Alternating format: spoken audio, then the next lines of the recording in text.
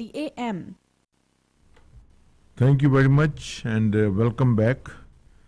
Today we have a special guest in our studio. He is the one of the mayoral candidate for upcoming civic election in 2025. Every 3 years we have a civic election in month of October. I think the date is 20th if I'm not wrong. And Mr. Michael Walters, he is known personality in the city. He served in the council for 2 terms and now he's back again and he is looking for a role as a mayor of Edmonton. And let's welcome Mr. Walters this morning. Good morning, sir. Thank you very much. Good morning to you, Guchan. Thanks for having me. Great opportunity to be here. Most of people know you from your work as a councillor in the city of Edmonton, but give us more detailed introduction for yourself. And another question is, you just launched your campaign last Monday. Isn't it a bit late if you look at the rest of the candidates already there for months now? And what were the deciding factor for you to coming this late into this race? Yeah, happy to answer that. But first, your first question, a little bit more about me and my background. Yes. I've lived in Edmonton now for 30 years. I grew up in a smaller community outside of Edmonton called Drayton Valley, where my family worked in oil field construction industry while I was a kid. I came here as soon as I could after high school, and I spent some time at college in a different city, but I came here as soon as I could because I always knew Edmonton was a great place, big, happening city, diverse place to live, and I was really excited to live here, and I feel excited now to be running for mayor of this great city after 30 years of community service. I've been actively involved in Edmonton from helping people on the front lines of the inner city, where I worked at Bissell Center in my early 20s, doing lots of neighborhood safety work through my career, housing affordability work in my career, and then serving on council. And I live not far from here in South Edmonton. My wife is a nurse. She's been a nurse at the University Hospital for her whole career, and we got two sons, 21 and 18-year-old sons, one's a university student, one's an aspiring entrepreneur. Great family, great city to raise a family, and happy to put my name forward to serve Edmonton in this new way. Definitely. So the question about being late? That's right. Some might say I'm just in time. Okay. I looked at the field of candidates, some of them that I know and some of them that I worked with. And then I looked at what kind of moment our city's in, what some of the challenges for our city are, and what some of the opportunities for our city are in the next 4 years. And we can talk about those things. But I looked at the moment and the opportunities, and I looked at the field of candidates, and I just wasn't comfortable that we had the kind of leadership that we needed to really take advantage of those opportunities, really face those challenges. I think leadership that's both calm and unifying, but leadership that's also focused and decisive is the kind of qualities we need in the next leader to actually take on some of our challenges, whether it be building more housing so it's more affordable for families, whether it's about making our communities safer, not just our downtown, but all corners of our city safer, whether it's about going all in and investing in our kids, doing what we can as a city to make sure that the challenges that we see many young people having today can be prevented, and instead we can put them on a path to a successful, productive, and healthy life where they can get back to this community. The relationship with the provincial government is frayed, and I feel like we need a different kind of leadership, a next level coalition builder to help kind of mend those fences and work together with them to solve some of our problems. And fundamentally, I feel like Edmonton's a little bit stuck, drifting, and we've sort of normalized sort of mediocrity in some ways in terms of how we approach, whether it be big projects, how we approach public safety. We hesitate, we're not decisive. There's solutions there for us. We need a leader who can lead a council and our community to a better place, and that's why I'm here. Definitely. And there's few changes were made in the civic election by the provincial government. Now, the urban centre can run a slate instead of individually. And what are your thoughts on bringing a slate or bringing some sort of partisan politics into city or civic election? Yeah, I won't. I'll be an independent candidate. I'll do it the old-fashioned way. Yes. You know, you'd asked earlier about whether I'm too late. Even if I wasn't here 90 days before the election, I wouldn't have taken the time to put together a party or a slate. I feel like, you know, of course, the Premier made that an option for people to choose or not, and that's fine. It's enabling. We don't have to do it. I'm not going to do it. I feel like, you know, I have the name recognition. Yeah. I have the track record and the experience. I have the support, volunteers, people already stepping up to help the campaign. I feel like I'm in as good a shape and position as any of the other candidates, for sure, particularly what would be categorized as leading candidates. I'm feeling really positive about where we are. And what that means is that no matter who I get elected with, if I'm fortunate to earn the trust of Edmontonians, no matter who I get elected with, 12 wards, 12 sets of voters from 12 different wards are going to send who they decide to send to City Hall. Definitely. My job will be to work with them, understand what their passions are, the best of their skills and talents, and what their communities have told them to do, and that we got to create a common agenda. So that's how we'll build a team. Definitely. And Edmonton is a great city, but people think, you know, we have a lot to do in this city. Things have to change drastically to take the city to a next level. So what are your vision for Edmonton as if you become a mayor? What would be your main concern and how you would change that? Mm-hmm. So, you know, I want to build a city where people and businesses thrive. Yeah. And then I also talk about wanting to build a city that is beautiful and enduring. So I'll talk a little bit about that. I think people and businesses thrive. We can't have a successful city if it's not a safe city, number one. 100%. People don't feel safe in their communities. They don't feel safe going to downtown or to hockey games or to sporting events locally, or just their kids going to university or to school. Our success will be limited. So number one, I will be relentlessly focused on making sure that we make Edmonton safer. We have the tools, the resources, and the partnerships to do this. We just have to execute. We have to support our police service. Now, that doesn't mean that we don't continue to build relationships between the variety of communities in our city, that we don't continue to improve those relationships with police. But they are eager partners in building strong relationships. I know this about them. We need to work with our social agencies and our community groups, our civil society organizations, to make sure people are engaged in keeping their communities safe. It's not just the response. Community safety is not solely the responsibility of government or police. It's the responsibility of our communities and us as people. 100%. And we need to work more closely with our provincial government in terms of some of the social issues, homelessness.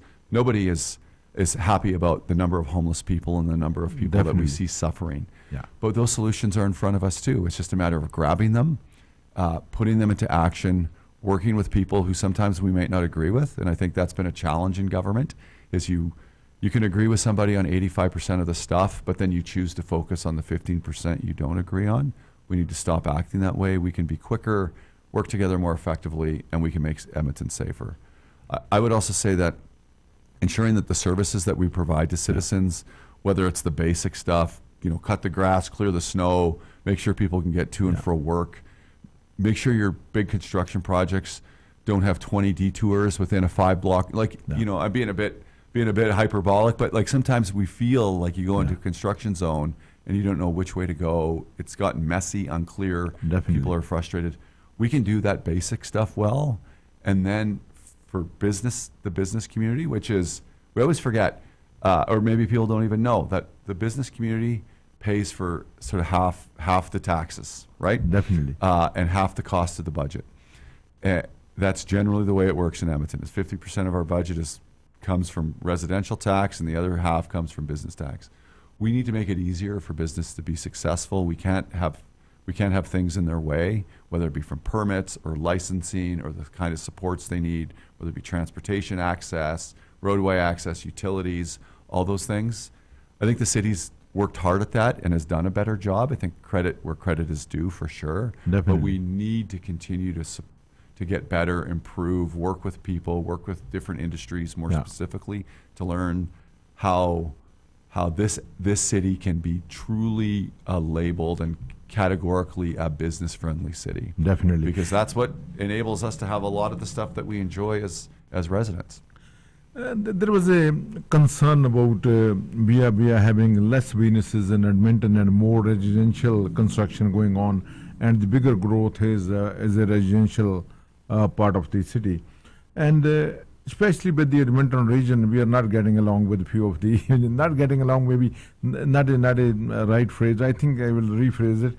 We are not having a good understanding how to build the business around city and how to annex more land for city and how to work with the smaller communities and may build a metropolitan Edmonton. So what is your vision on that? So if you remember the 8 years that I was on council, the 8 years previous to the last term, Mayor Iveson, myself, number of councillors were very committed to regional collaboration. We had built regional land use plans so that we were all planning similarly, kind of within the same set of rules. That was done in such a way to preserve the use of farmland out in the outer edges of the region and to save significant infrastructure dollars. So the more compactly we build, the less expensive it is to provide, sewers, pipes, roads, fire halls, all those kinds of things. Edmonton which 15 साल तो So we did Everlasting have a pretty Mechanical strong Limited commercial consensus built. We had an economic development strategy, and we had a transit strategy, commission, regional transit system ready to go. I'm not going to be too critical of our last council. It was a difficult term for them in a lot of ways. But one of the things I think that we didn't pay enough attention to, or an opportunity that was missed, is we let that regional consensus evaporate. It essentially disappeared. Yeah.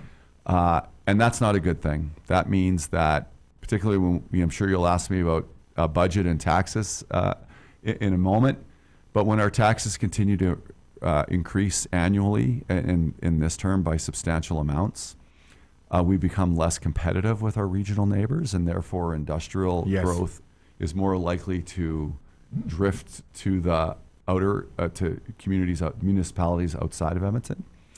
So they get the benefit of industrial growth. We get the blessing, but the cost of some of the residential growth. Although our new suburban communities are, close to sustainable in terms of their overall net cost because of the density that's required in many of them.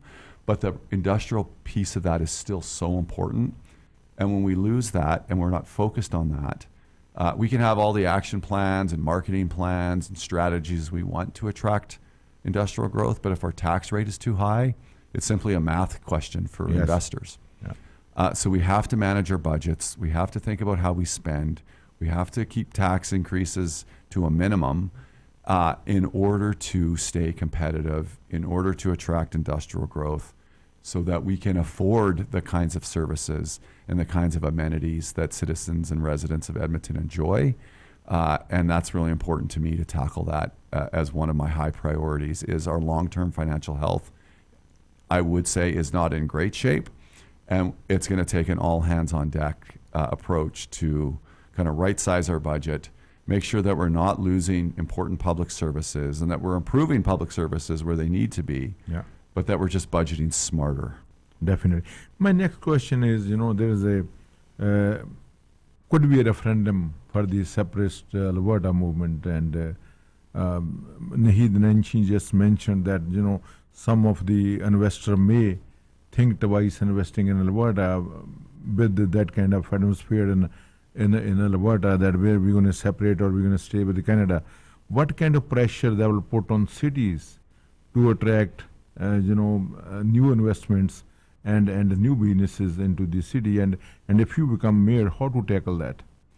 Yeah, so I think this is a real concern. The separatist question is, in my opinion, very unproductive, unhelpful. I understand the importance of building, like I talk about building good relationships between city government and provincial government. Yes. The importance of building good relationships between provincial government and federal government is probably orders of magnitude more important when it comes to this question of how Alberta is being treated in our confederation. And I think there's some merit to the questions of Alberta needing to stand up for itself, and needing to fight for its resource industries, its people here. The separatist question is, in my view, very unwise and dangerous. And the truth is it affects municipalities. It affects all municipalities, because when you invest in a province, it's not a province per se. It's ultimately in one of the province's municipalities. Definitely, so whether you're yes. a rural municipality or a smaller urban one, or a large center like Edmonton and Calgary, we're all going to be negatively affected if the investment climate gets skittish or nervous. How Edmonton can compensate, so all I would have control over is the response our city puts forward, and even potentially the response that in a rebuilt regional network, Yes. which I intend to focus on rebuilding some kind of regional consensus. We can respond by making it easier for investors to set up shop here, to deploy capital here, so that we can continue to create jobs, not just add to the city's non-residential tax rate, but create jobs, create opportunities for a highly educated workforce. One of Edmonton's greatest strengths is our post-secondary cluster. You know, the University of Alberta, MacEwan, Concordia, NAIT. These are incredible places that are producing highly talented workers and professional people that need jobs. And we need to continue to provide opportunities, do our part in terms of making sure it's easy for business to come here, from permitting, licensing, land availability, land use, transportation access, all those things that cities have control over. We need to do that job as best as we can, because there's always going to be external forces that affect economic growth, whether it be separatism, whether it be tariffs from a sort of wayward president in the United States, whether it's global recession, whether it's military foreign conflicts that do have impact on supply chains. We always have to be aware, literate, and awake to external forces. There's something happening always. It's a very dynamic world. We just need to be doing our job nimbly and as effectively as possible. You have mentioned, we have so many colleges and we are producing good educated people to work with. But if you look at some numbers from last few years, and even from last decade, we have so much brain drain from Edmonton.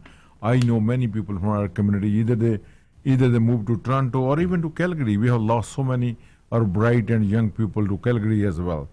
So how to create those jobs or make that atmosphere that youth community, young people, educated people can stay in Edmonton and work in Edmonton and provide their services to Edmonton? I actually think Edmonton has a pretty good story to tell on this, Gucharn. I think that 140, since I was on council last on council in 2021, 140,000 people have moved here. So the brain drain thing kind of goes both ways, right? Like we have brain gain. For sure, that we're losing some talented people to some places for reasons that maybe we don't have as much control over as we think. Family, different types of jobs, specializations that people are interested in. But we do have significant brain gain as well, I would say. Okay. So I don't disagree with you, but I also think that we have to look at what's positive too. And so our economy is still one of the fastest growing economies in the country. We have 140,000 new people. We have Edmonton, even though we still have to add more housing to keep up with that growth, we have one of the most affordable cities to buy and rent a home in the country, which is one of our huge advantages. And plus we have this sort of northern gritty beauty that I think sometimes I've heard from a HR perspective, so human resource professionals or recruitment professionals say it's difficult to recruit people to Edmonton, but once they hear, it's impossible to recruit them out.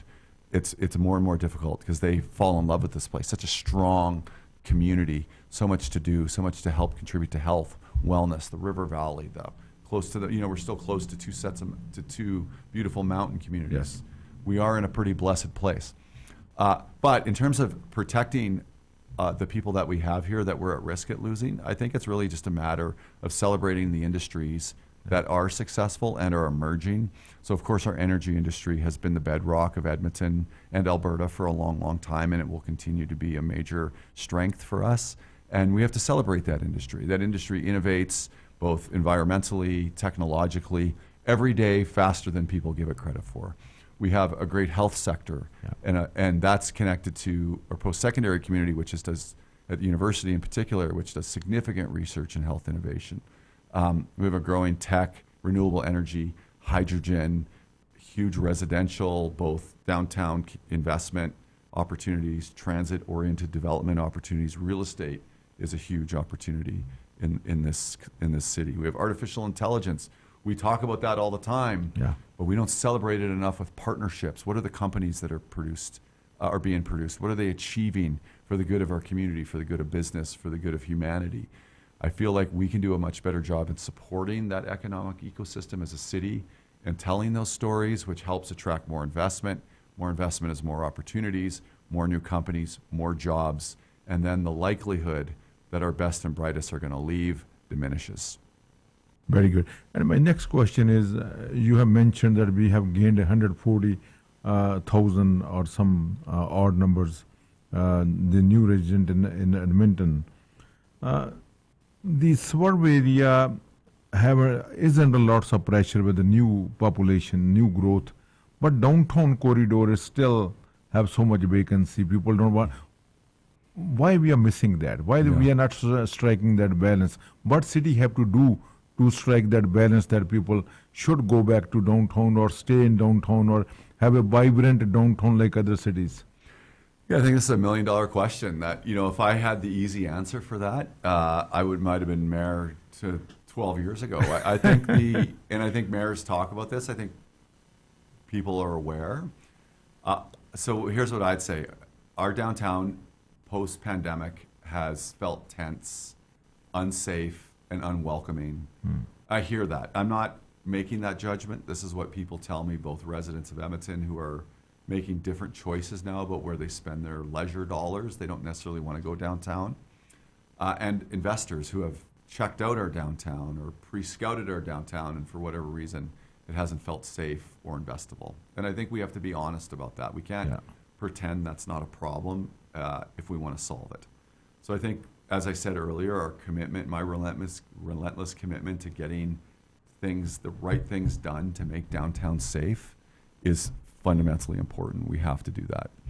I think then we can even look at our local investors who already own land downtown that's underdeveloped or not developed at all. That's the deal. That's our end of the bargain, is to make downtown safe and make investments that make it vibrant. And then we can expect our local people to make investments. We can't get the second without the first.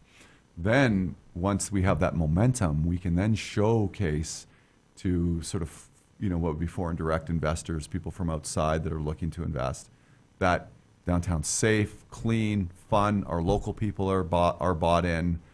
Join the parade. The momentum's here, and we need to. And I think once we create that momentum, that's a beautiful thing about momentum. It's like a snowball rolling down a hill. It's going to pick up steam, and we're going to get there. So that's the downtown question. Then we have other very large sites. We have sites like Blatchford. It's finally starting. For years it was like an eye roll. People in Edmonton would roll their eyes. Oh, Blatchford, is that thing ever going to happen? Again, not a judgment. But the reality is, unless we admit that it has been slow and sluggish, we're not going to solve the problem. We need more private sector investment. The city is not necessarily a natural land developer. I think there's people working at the city that have that experience and that have been doing a really good job. And you can see we've gone from dozens of homes now to hundreds of homes, so it's positive. But we should be in the thousands of homes. We're seeing thousands of homes pop up in our suburban communities because the demand is high and people want to live in those types of communities. But we also need that same momentum, same level of investment and pace to occur in Blatchford, exhibition lands, working with the Indigenous community and Indigenous investors and economic development folks to look at opportunities in communities like Rossdale. The University Properties Trust is looking at developing West 240, which is 240 acres, could be over 3,000 homes. There are these opportunities. We have to stop hesitating. We have to get more aggressive and more creative in order to have more housing there faster. Let me tell you what we heard about downtown from our audience. One, it need, better connectivity, safer transit, public transit, people can rely on, and make it more affordable. The ICE district is not for everybody. That's only for few elites. You don't like $23 beers? Yeah, only for few elites. Yeah. So all those things need to be addressed. I was amazed to report one day, same day, city had given so much, what do you call that, help to the business, existing business, 5,000 if they set up a outdoor patio, or 100,000 for a few businesses, to refurbish their business and make a better. On the same day, city announced, there is a major increase in the parking price. It didn't go hand in hand. One way you are giving out money to bring more people into downtown. On the same day, you are adding more expense to people, to commuter to go there and park their vehicle. How are you going to balance that? Yeah, I think those policies need to be looked at. Yeah, you're right, 100%. I think that so here's a couple so I hear you, and I've heard the parking question. It's confusing. The app doesn't always work. Yeah. I have those experiences, Yes. and I think people need to be, we need to do a much better job at those. What would be considered small things, but they're big things to people if Yeah. they're impeding, That's it. participation in your downtown. So I think getting that stuff right, LRT safety, we spend billions of dollars connecting our LRT into our downtown, and then I feel like we've been taken a fairly permissive view when it comes to safety, that it's not, there's more of are you sure you're unsafe, or do you just feel unsafe? Yeah. Right? And I think that's a bit of a patronizing tone that I don't particularly appreciate myself. I feel like if people feel unsafe, then they are unsafe. And I think we have to be more mindful that, again, we have the resources. The police can play a bigger role. The police in partnership with social agencies. The police will be the first to admit that they're not the single solution here. But they need partnerships with social agencies that need direction. And we need to set a tone that transit is for transit riders. It's not a hang around, sort of necessarily a public space unless you're using it for public transit. Definitely. And I think that's a tone question that we have to create. On connectivity, you think about Edmonton's downtown versus Calgary's downtown. Yeah. Calgary's downtown, if you go there, seems like bigger, more vibrant in some cases, just more of a going concern. Edmonton's downtown is about twice as large in terms of the sort of square space, right? It is. So our landmass is twice as large. So it's harder to make it a little more dense. So what we need to continue to do is attract and build as much residential, as much housing as we can downtown, to have more people down there, which also makes it safer. Now the Downtown Business Association has done yeoman's work in the last 4 years in trying to create connectivity, advocating for business, for clean street fronts, patio spaces, street front activations, stuff that's, the business that I own is on 104th Street, just north of Jasper Ave. That's a pretty dynamic street. There's some sort of leniency there about, what you can and can't do on that street. There's some flexibility, creativity. I think the DBA, Downtown Business Association, has advocated for the city to be a little more flexible and creative. There's a great downtown vibrancy staff person who works for the city, a guy named Tom Gervin, who's done a fantastic job working with the Downtown Business Association. So the city and parts of its administration is really committed and has done some great work downtown. We just need to build on it. We need to improve, and we need to get some of those obvious things right. If it's not safe, people won't go. So do everything in our power to make it safe. And those don't annoy people and irritate people. Make it people friendly. Yes. Like the parking issue was irritating. And the new development that, station we are sitting at, you can see most of the new development around us. There are so many flaws with this development. If you look at if you coming in from 50th Street and taking a turn on 22nd Avenue, it's a bus route. They cannot turn. They cannot make a right turn unless their rear tires go over the curb. And you can see the tire marks on that curb, and I see that every day. Why we are not planning the new development properly? Why people think, like city is giving so much to developers, and they are favoring some developers, and they are not leaving enough room for the parking or like making turns, or not building a proper neighborhoods.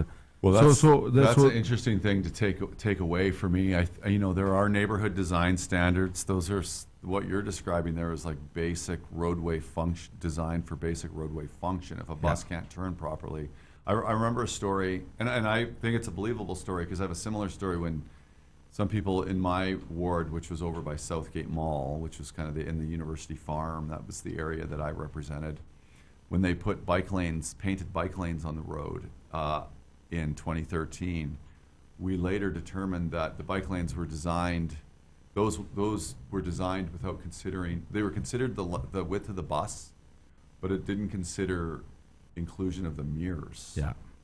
And I was like, could this be possible, right? And so I think those mistakes do get made, and I think to your point, we know how to design these things. I think sometimes we do things in such haste that we make these kinds of mistakes. So I don't know, like that's an interesting story you tell me that I'd like to talk more to our planning department and our building or design industry about a bit more, because that is not, certainly if that's the case, that is not acceptable, and we got to do a much better job than that. Definitely. And thank you very much for coming this morning. And I know you must be very busy knocking doors or making plans and going with all your, staffing and everything.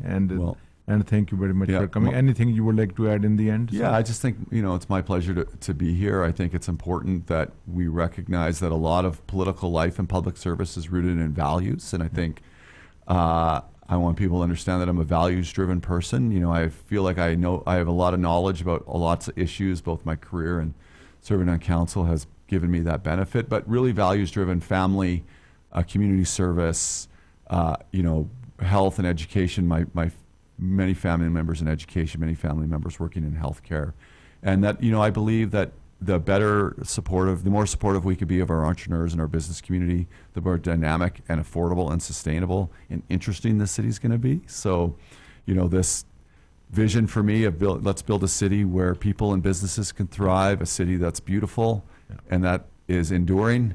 I invite you to help me and support me through this campaign into October. So thank you for the time.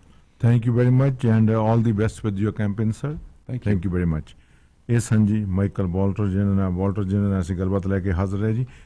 Thank you ਕਰਦੇ ਹਾਂ ਦੀਪ ਹੋਰਾਂ ਦਾ ਵੀ ਲੈ ਕੇ ਆਏ ਨੇ ਜੀ, mister Hundal, thank you very much. And ਅਸੀਂ ਵਾਪਸ ਆਉਂਦੇ ਹਾਂ ਜੀ ਇੱਕ ਬ੍ਰੇਕ ਤੋਂ ਬਾਅਦ।